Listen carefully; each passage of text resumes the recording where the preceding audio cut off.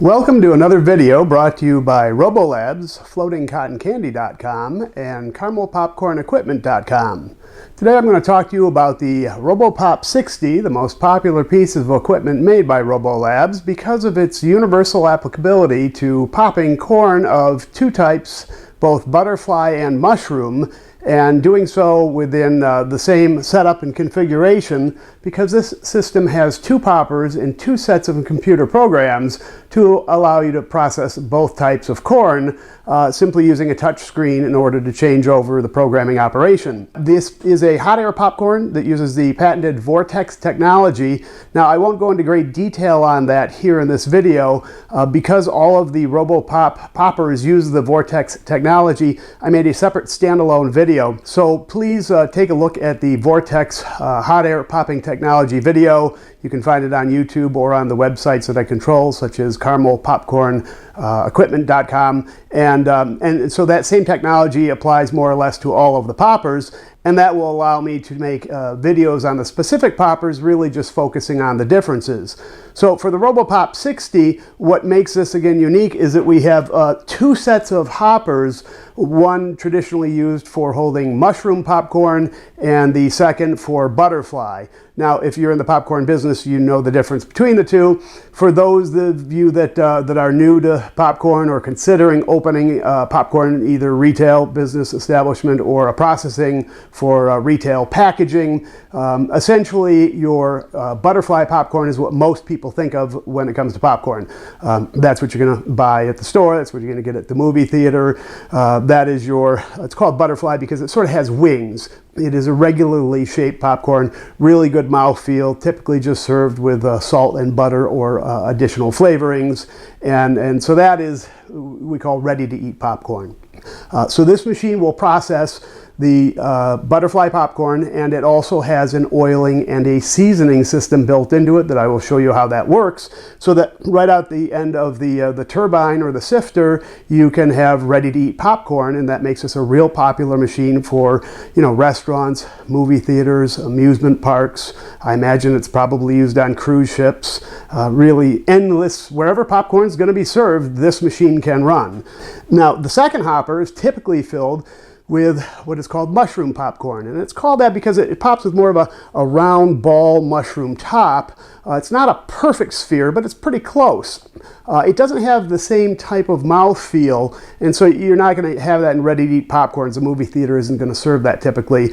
It's a little firmer, a little crunchier. I think if you were probably raised eating that, you would think that is normal, but most people have been raised eating your butterfly popcorn, so the mouth feel isn't considered quite as desirable to eat with just salt and butter, but because of the more uniform surface and the fact that it does have little wings that'll break off during post-processing, it is very commonly used for either cheese and most especially caramelized applications, where you can put it in a hot caramel mix and really stir it up, and it won't break into little bits and pieces.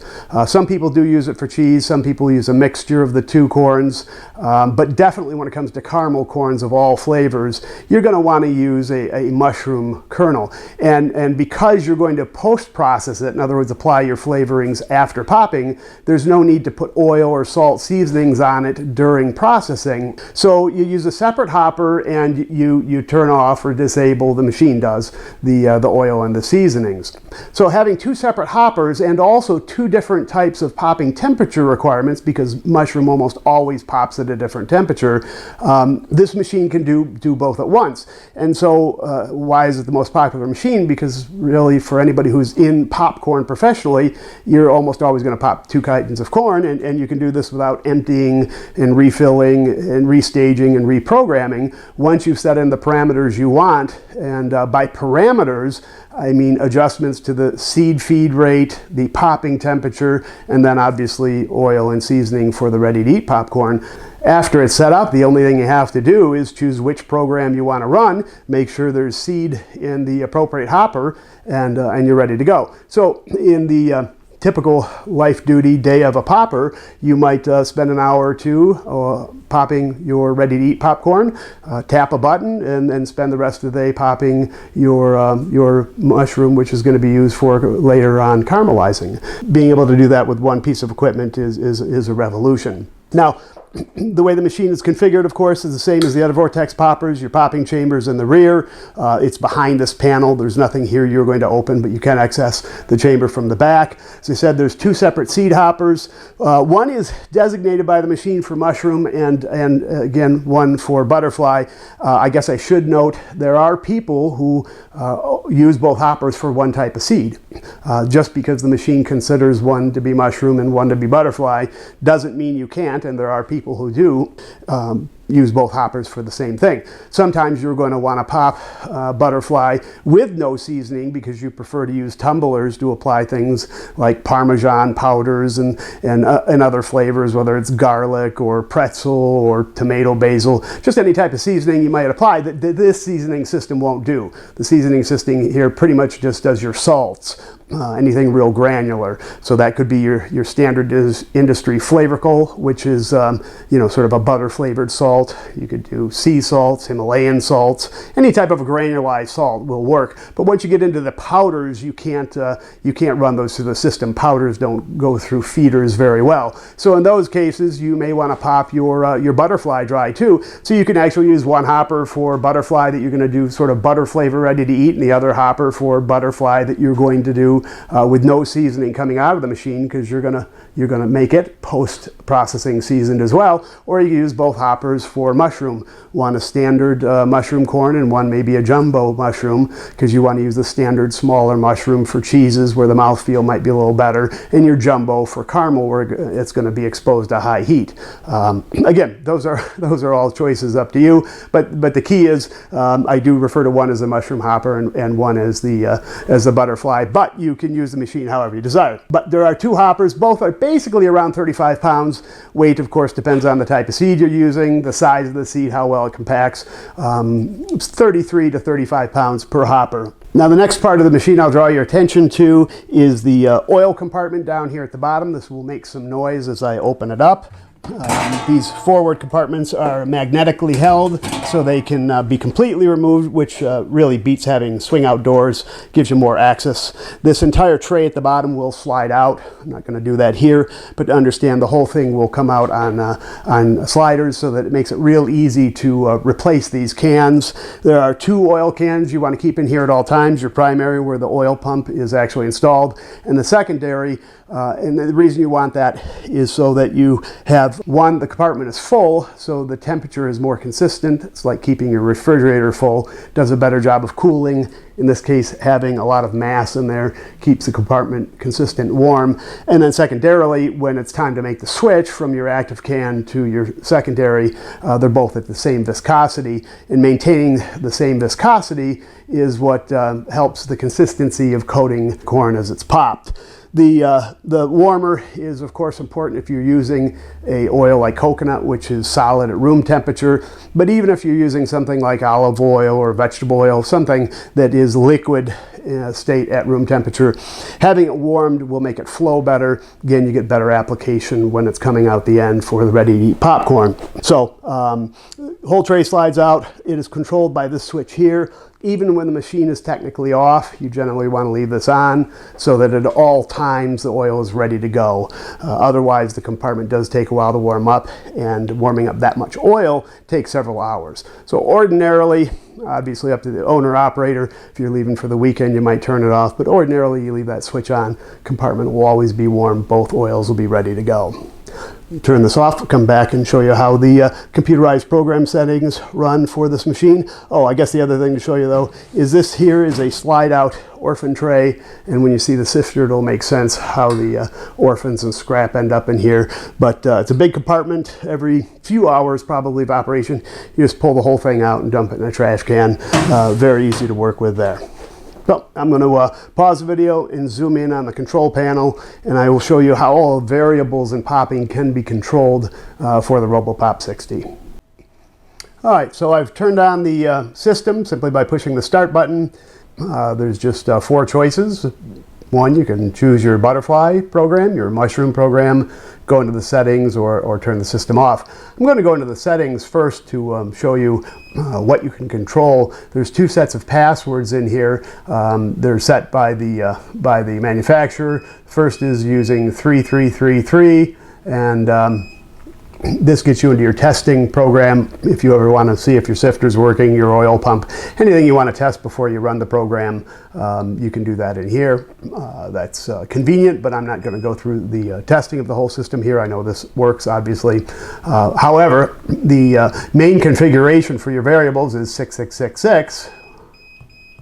And when we enter here, this gives you a real good idea of the types of variables you can control, and I can explain the purpose to them. Now, I'll say that probably a lot of owners don't actually modify anything, and the system will work pretty well right out of the box. But if you want to optimize the quality of your product, the production level of your product, it's important to go in here and to experiment a little bit. Now, I've modified this slightly from the default settings, but this is pretty close. The key is to understand is that with popcorn, it's an organic product, and depending on your supplier and their crop and how it's stored, so how much humidity is in the popcorn and your popping environment, you know, your desire for the taste and the shape and the texture, the changes you make here allow you to control what your popcorn is going to be like. And so the first setting for your butterfly is the turbine speed, and you'll notice down here under mushroom you also have a turbine speed. The reason that the two are different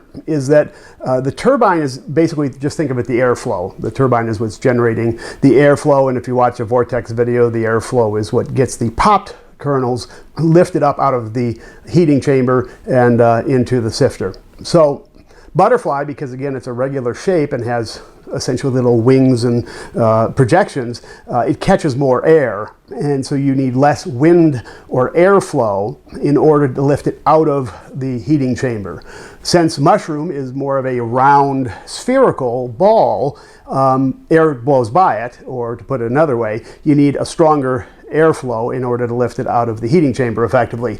So almost always your turbine speed is going to be higher for mushroom. Now, why would you adjust these? If you increase your popping rate and find that your corn is not getting out of the popping chamber fast enough, or your chamber is actually starting to clog with popped corn, you could increase your turbine speed by increments of say 5 or so in order to get more lift to get the corn to evacuate sooner. If you are popping larger seed, you go from a regular mushroom to say a really large jumbo mushroom. Well, that's going to be greater size and weight. You're going to need more to lift that out, the same as the previous crop of corn you were using if it was a smaller and lighter shaped corn. So it's just sort of common sense if you think about it, and you can look in a popping chamber, of course, and see how the corn's being lifted. So there's no mysteries. You can see what's happening. If you think you need more lift, go ahead and increase the turbine speed. You know, one pallet of corn, even if you buy the same corn from the same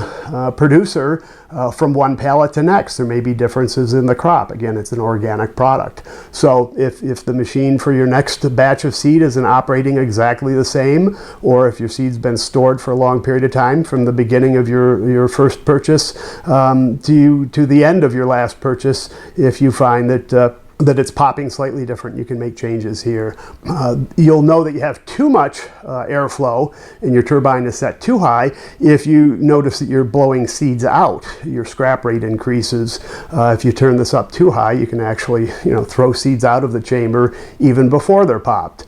So, simple rule, if the corn isn't being removed after it's popped quickly enough, increase the turbine, and if you're throwing seed out, then decrease the turbine. But the two are always going to be a little bit different. Butterfly needs less because the wings and projections allow it to catch more wind, and so you don't need as much production of air in order to remove it from the chamber. Now, your corn auger speed, again, you can set different for both types of kernels. And again, because the kernels aren't going to be the same size and shape, in fact, from batch to batch or manufacturer to manufacturer, you can have butterfly corn with very, very tiny seeds to jumbo seeds that are 2-3 times the size. And the way you adjust how much gets into the chamber and how much is popping is by increasing or decreasing the auger speed. And so the corn auger speed controls how fast the auger is dragging seed into the popping chamber. Obviously, if you have really small seed, you know, and you're getting a certain flow, and now you change to a much larger seed, that same auger speed is going to drag in less seed because the size is larger. So if you find that you're not popping as fast as you want, increase the auger speed. If you've changed the type of corn to a smaller seed and now your chamber's clogging because it's dragging so much in, it's popping faster than it can be evacuated, then decrease your auger speed. The oil turn-on delay and turn-off delay are only for the butterfly hopper because, again, that's for the ready-to-eat seasoned. You don't have that for the hopper that is dedicated to mushroom. The oil turn-on delay simply indicates how long in seconds the system should wait from the beginning of the first popping cycle until the oil and the butter systems are turned on, because obviously that first batch needs some delay to really start popping and get moving down the sifter, as you'll see in the video here in a few minutes, before you want your oil and your salt applied. Otherwise you'd be spraying it on bare metal, and I'll point that out. It'll make a lot more sense here in a minute.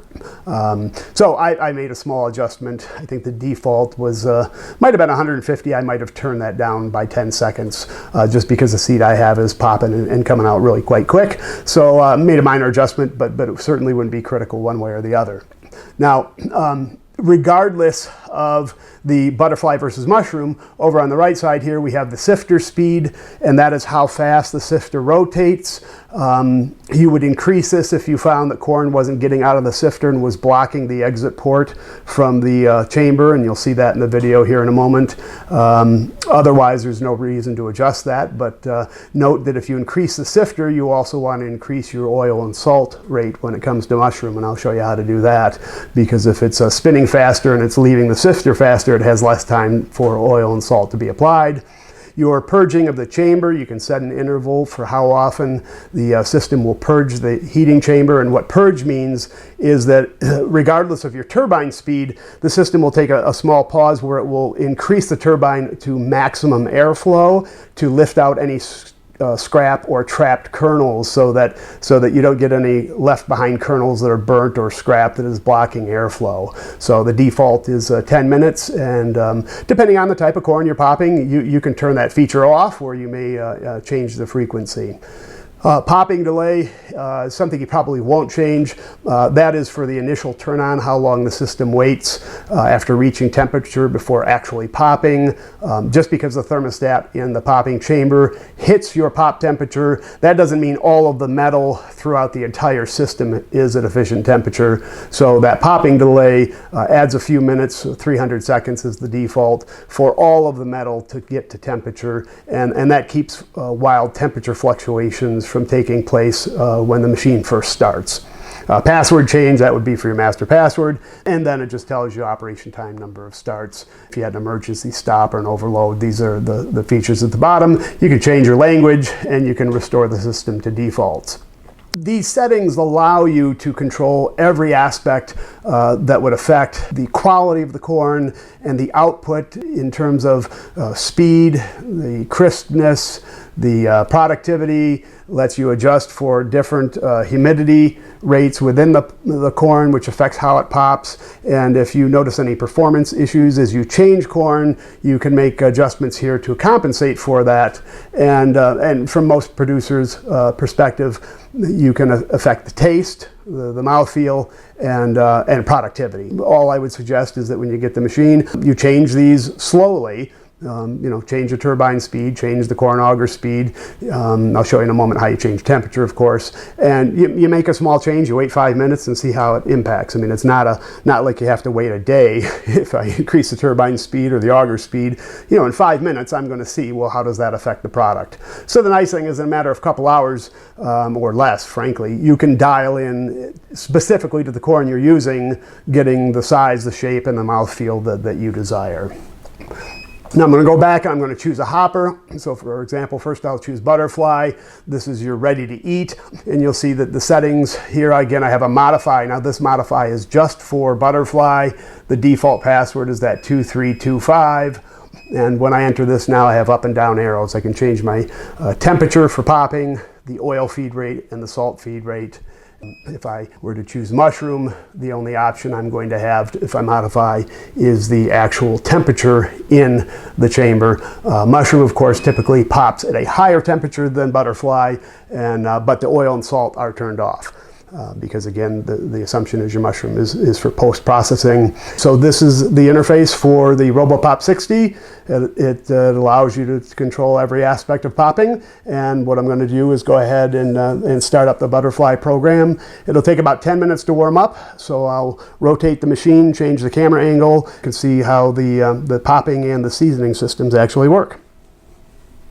All right, it's been about 10 minutes and the system is fully warmed up. What you hear in the background is, well, two things. The airflow is the turbine, which produces that lift and rotates the hot air into the Vortex heating chamber. And then you also hear seed dropping into the chamber. What's different about this than in the Vortex video that I did is that rather than doing one batch at a time, this is a continuous operation. This will not stop the seed. It will continuously enter the chamber and then be popped and evacuated out. So when the popcorn really gets going, you'll see a continuous stream, and that's necessary for two reasons. One, it's really productive, and two, that allows the oiling and the seasoning to be really consistent, so that ready-to-eat popcorn is as close to perfect as you're going to get with ready-to-eat popcorn. Now, what's rotating here is the sifter, and again, you can adjust the speed. I don't know if you can tell in the video, but the last couple of inches of it are solid, and that's because where the oil and the salt seasoning are applied, you don't want those to be lost. You want them to be collected on the popcorn. But the first several feet have really large holes, and that's what allows the scrap tray to function. So as I mentioned earlier, every few hours you can pull up the scrap tray and dump it. That's how all the Orphans, Widows, scrap, and chafe end up down into the scrap trays because of all the holes in this barrel. Down at the end, that big square, that is access to the Vortex popping chamber. And if you can see this bar right here, this is the oiling bar. Again, there's a delay from popping so that we're not dripping oil onto the bare metal at this point. So that 120 or 140 second delay means it's not on yet, but once the corn starts being regularly produced, that will start dripping oil, and then this tube here is connected up top to a container, holds a little bit more than a quart of seasoning salt. Again, I'm using flavor col, but you can use any really table salt if you want, but any type of a granular salt, and then there's a small auger that's dragging the salt in front of a blower, and the blower motor actually then diffuses the salt into a really nice fine spray. And once that turns on, the system will alert me, and yep, looks like it's on. Now you won't see it on the video unless I put a light underneath it. And usually if I catch it with a light, you can see that it's being sprayed. So hopefully that will turn up for you. But the nice thing is that really light mist of salt is being applied about the same time the oil is being dripped.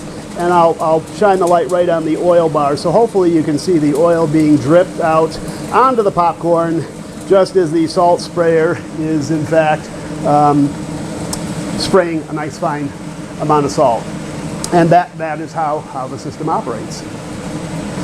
Now as the system continues to operate, I do want to emphasize a couple of quick things. The Sifter Speed, again, is designed to just be fast enough to keep this chamber in the back open. If you ever see that the volume is so great, for example, using a larger size corn, or you increase your seed auger rate so that you're not evacuating seed and that evacuation area in back is being blocked, then you can increase that sifter rate. And so the default, I think, is 50. I think I have it set to 60. But using a really fast auger rate, really high popping temperature, and a seed that really pops quickly, you could have so much output that you wouldn't be keeping that opening clear. And so if you start to see that get backed up, you don't want to have your popping chamber get backed up with corn.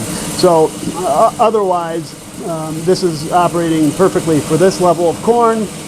You can see the oil dripping, hopefully on the video. And again, one more time, just so you can see the salt dispersion, hopefully is showing up on the video. And if you can't see the salt dispersion, you can certainly see it here. I'll try and get this in front of the camera. You can see the salt coloring. Here I'm using a coconut oil with some salt and coloring already added. But this is your ready-to-eat popcorn. One thing worth noting is all popcorn, it loses moisture even after it's popped. So right now this will taste pretty good, but one thing sometimes people do is they grab a handful and they taste it and they think it tastes a little bit not soggy, but not as crisp and crunchy as they would expect, and that is true. Ordinarily in a kettle process where you add your corn, you let it pop for a couple minutes.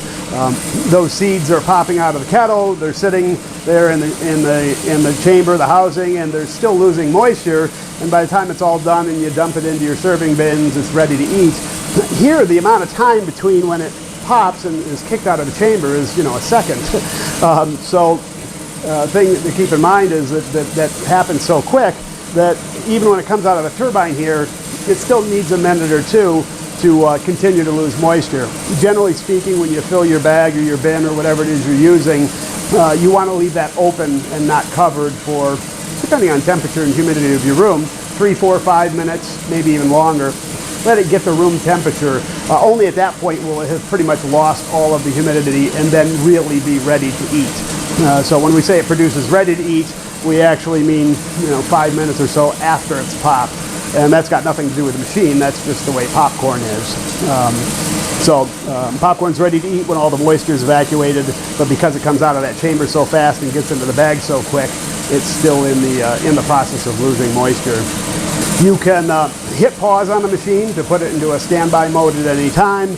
And as I said, right now, if I just wanted to pop one bag of this ready to eat, I could hit pause and then choose the program for creating mushroom.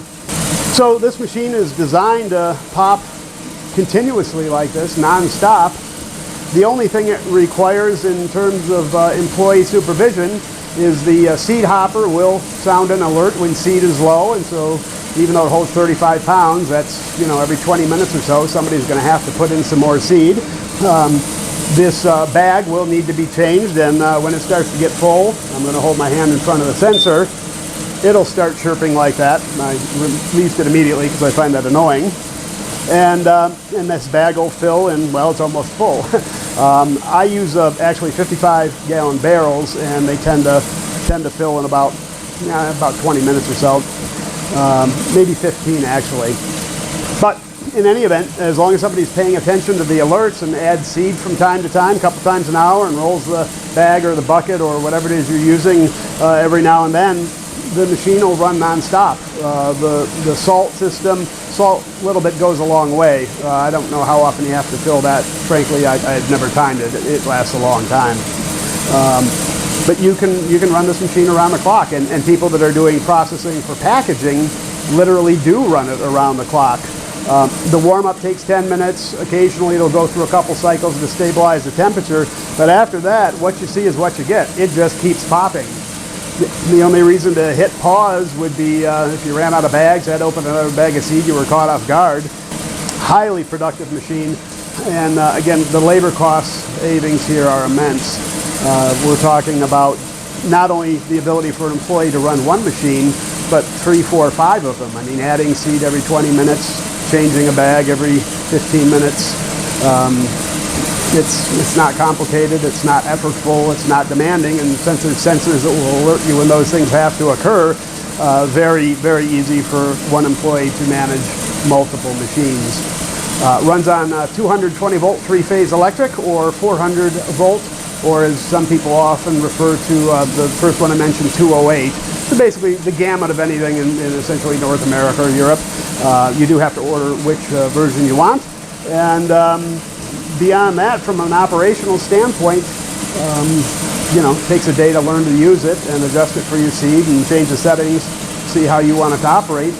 So whether you want to just run a retail popcorn shop in a strip mall, inside of a fancy interior mall, amusement park, family entertainment center, hotels and resorts use these, movie theater, obviously, ready to eat, and also create caramel corns, savory corns of any kind. Put it on a cruise ship, or as many people do, use it for processing, packaging corn for sale at retail establishments. The RoboPop 60 is a machine that will do it all, and that's why it's the most popular in the lineup from RoboLabs. For more information, visit my website. That's caramelpopcornequipment.com. And I appreciate you watching the video. I do also have a showroom in Michigan within 45 minutes of 3 major airports, Detroit Metro, Flint, and Lansing International Airports. By appointment, you can come in and pop some corn. You can use caramelizers. You can either use my materials or bring your own to make sure that the equipment all works to your satisfaction with your materials. And any questions, by all means ask. Happy to help. And I'll thank you again for watching the video and look forward to more to come. Thank you.